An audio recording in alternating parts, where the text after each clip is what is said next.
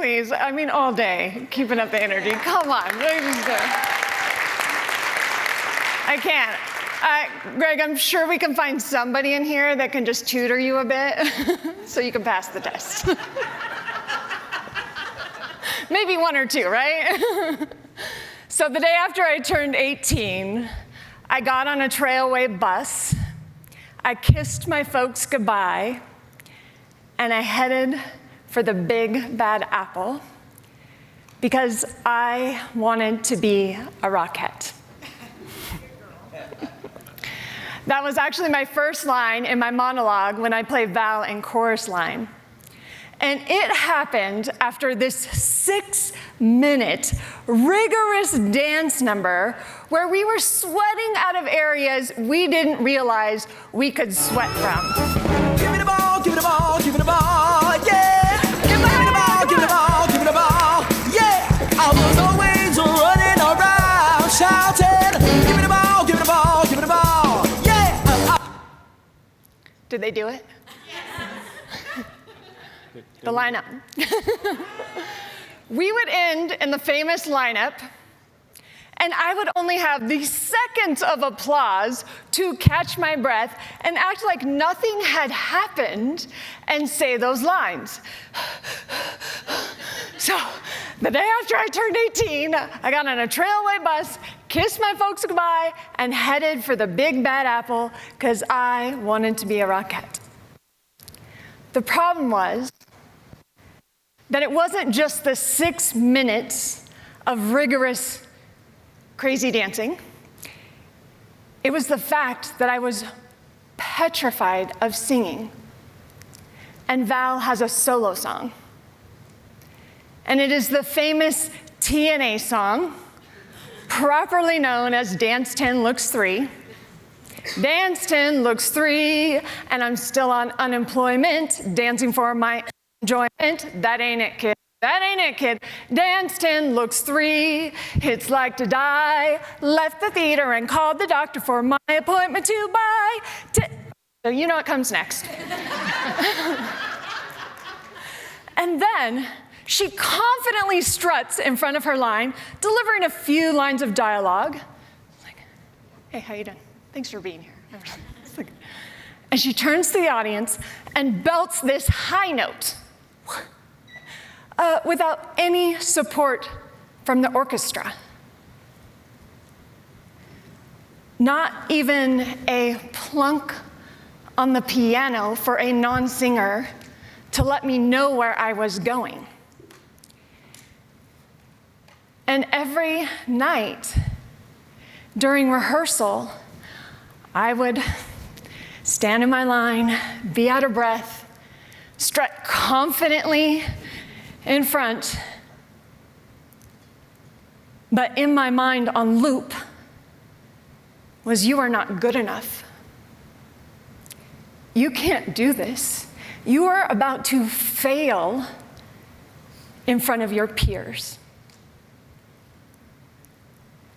And I'll tell you, if I could have wished my anxiety away in that moment, I would have. But I couldn't. And I know not every anxious moment in our lives is you standing on stage in a spotlight, but in that moment, I chose to step out of my light, and I completely gave my anxiety the spotlight.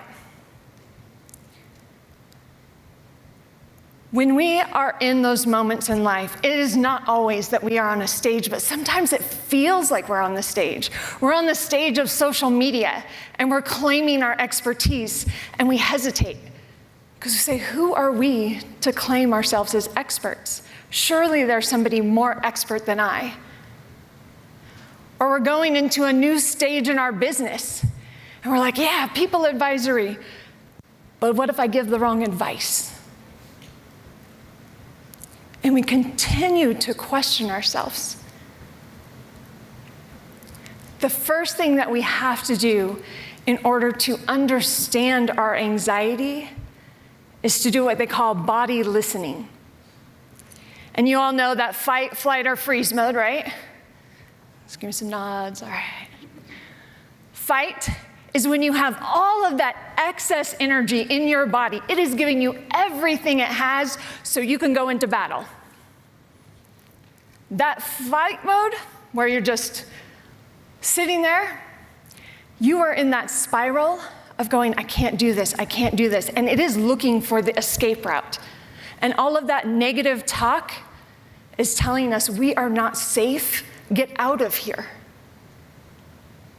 And then that freeze mode is when we are so overwhelmed, we would rather binge a good TV show than make a decision. Thank you, because I feel like you recognize. I may or may not have done that.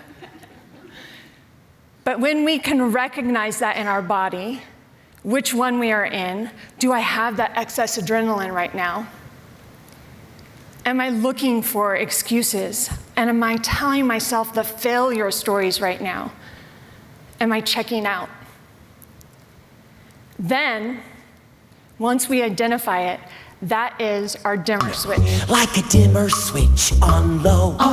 Thinking nobody needs to know. Nobody needs to know about our anxiety. We could just live on it ourselves. We now know what it is. Every single professional athlete, executive, performer, they have go-to rituals before high-stakes moments. And it's things that we can easily combine into what we do every single day. The line, and it's a standing ovation as Steph Curry comes on. Rituals and routines are important just because there's so many games. We play over 100 throughout the year, including the playoffs. You need those things to kind of settle your nerves, just get your mind right, and just be able to relax and focus and enjoy what you get to do for a living. So those routines really just help me settle in. Help me appreciate the day, the build up to game time, and no matter what game it is, 182, playoffs, finals, whatever it is, it's just another basketball game that I gotta be ready to play. Some of them are quirky, some are goofy, some don't make sense, some are necessary, but that's all part of the process of playing at a high level. Steph from three-quarter court, and he banked it in! Yeah, my game day rituals are pretty extensive from the time I wake up to the time the game starts. I mean, a lot of it happens on the floor in terms of my shoot-around routine and my pregame warm-up routine and kind of how many shots I get up, the sessions that I have to get my mind ready to get kind of see the ball go in the basket and all that type of stuff. But in terms of like off the court, I have the same breakfast pretty much every morning. After shoot-around, I go home and take probably a 2-hour nap pretty much every day around the same time. In the car on the way to the game, I have cleverly named a pregame playlist on my phone that has right now about 12 songs, but it's growing by the day. But when I pull into Oracle or any road arena, I play the same song for that last like 3 minutes of the drive, and that song's changed every year. It just kind of gets me into to focus on now it's game time. As soon as I get out the car, get into the locker room, I know what time it is. Side dribble drive all the way, hand off Looney, back to Curry, corner three, got it! He made it. I didn't mean to leave you on a hanger there. When you look at that, though, I love what he says, that it squashes the nerves so he can enjoy what he gets to do for a living every day. And that's really our goal, right? To squash those nerves, because what we get to do every day in helping businesses succeed, that is a gift. You all have such amazing gifts in elevating and helping others succeed. And to be able to be present in that moment and go, I enjoy what I do every day, and not go, oh, those clients. When we think of the ritual system, it is not a difficult thing, right? When we look at a variety of things out there, what we have found that there's 3 things in common in rituals. What we have cleverly titled MPH, miles per hour, yes, I know. Think about the speed of your anxiety, we're gonna control it. But it is mindset, physicality, and habit.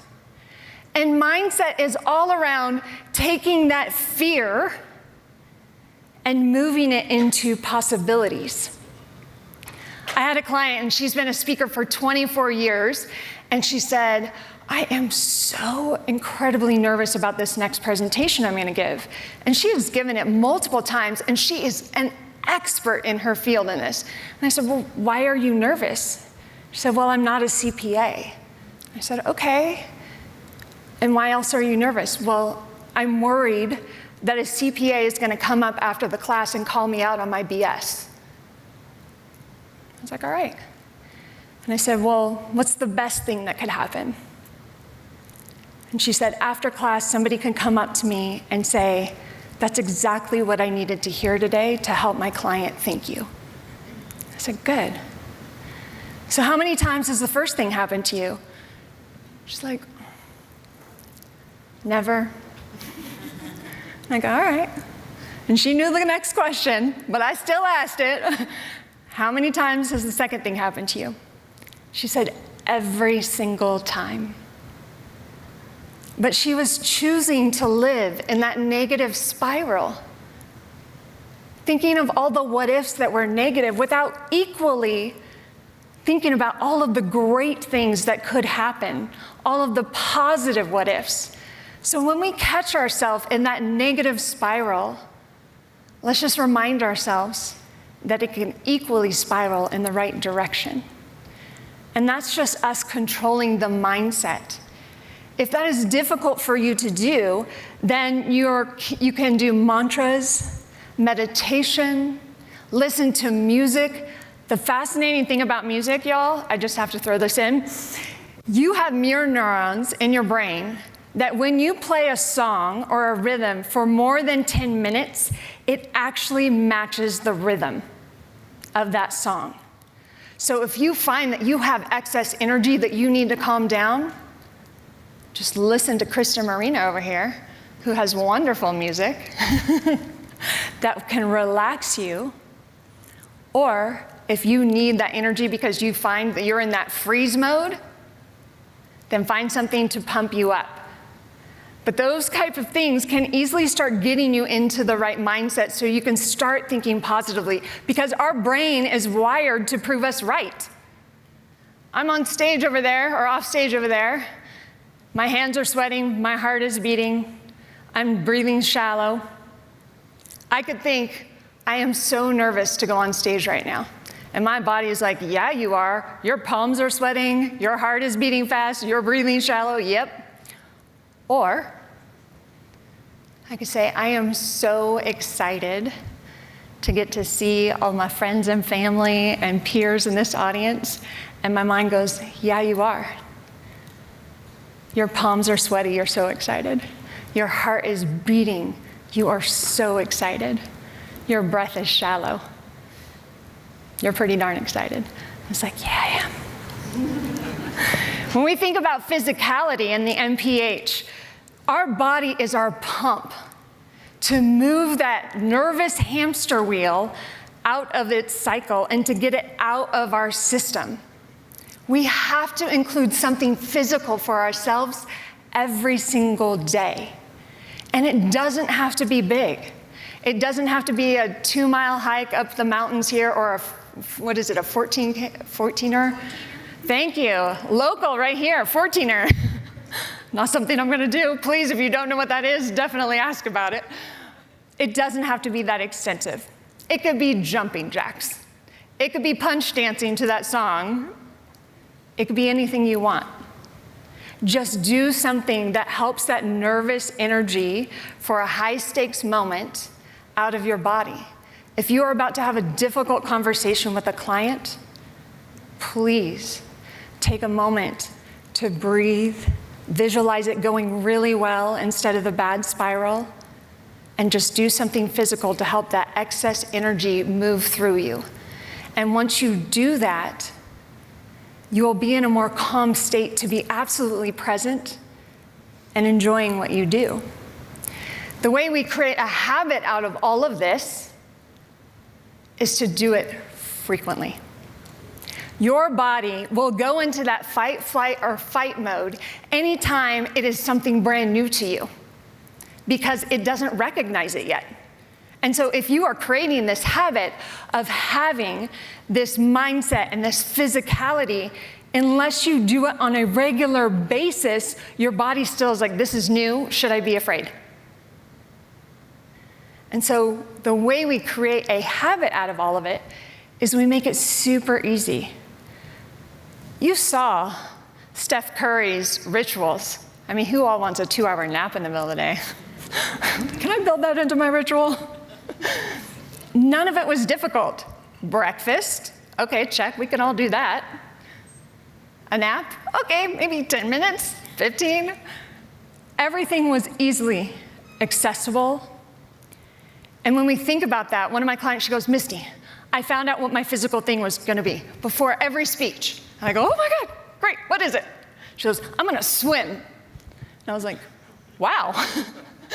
Okay, so you speak at a lot of corporate events, and inside corporate offices, are you hoping they have a pool? She's like, oh yeah, well maybe. And I go, it's fine. That could be one of them.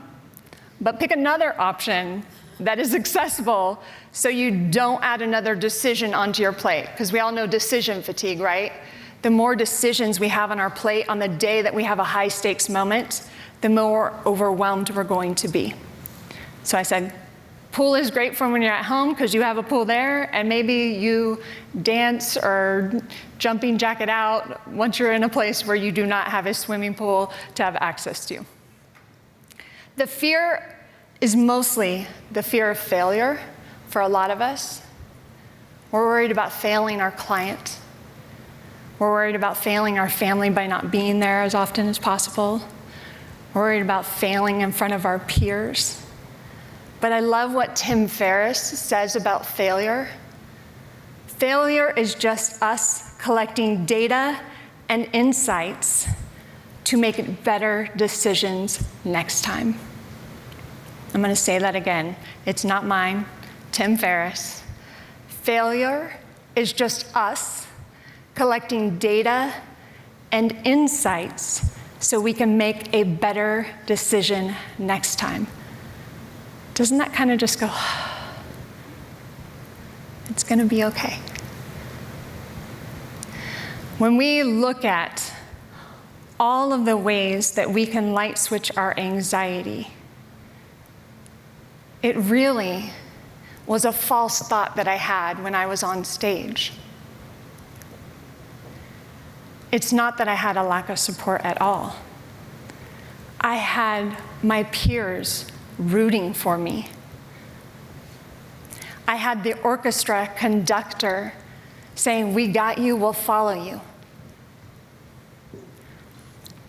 I had my choir teacher and my director, my vocal director, giving me tips and tricks so I could succeed on stage. I am still not a singer. But he gave me strategies to overcome that. And there is no one in here that when you are going through anxiety that is alone. And we tend to isolate ourselves when we're in that anxious moment.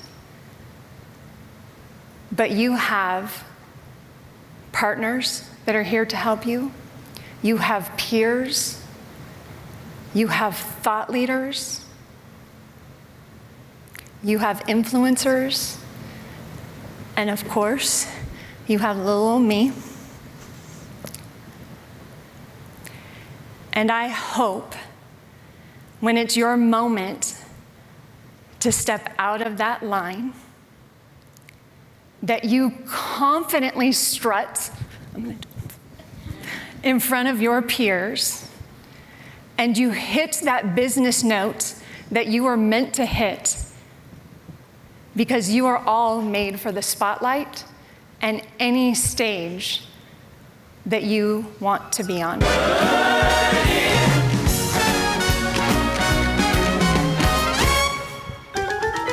Turn it off.